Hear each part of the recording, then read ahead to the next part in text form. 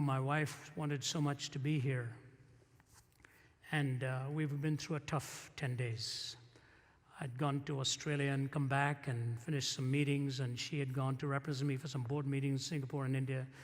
The first time we were back together after 3 weeks, it was a week ago Sunday, and Margie and I were packing some boxes, preparing to move, and she got up on a small step ladder.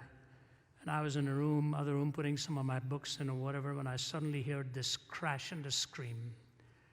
And she came crashing back, and when I walked in, it's a sight I'll never forget. She was just staring glassy-eyed into the ceiling, and her arm was just completely limp.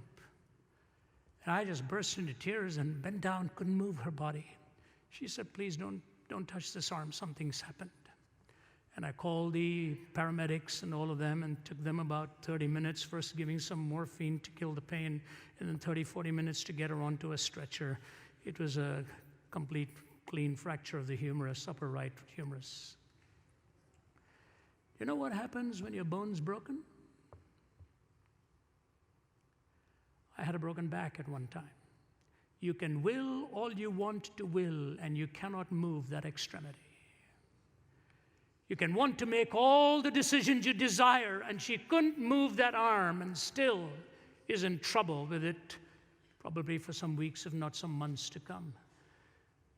Is that not an indication of what happens when the soul has ruptured and broken and fallen away from God? You can will all you want to will. You cannot rescue yourself. You cannot redeem yourself. So the story of creation is linked directly into the story of redemption, and both of them take a miraculous intervention.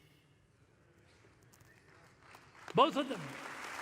So those who deny the miracle of the resurrection are forced to deny the miracle of the new birth.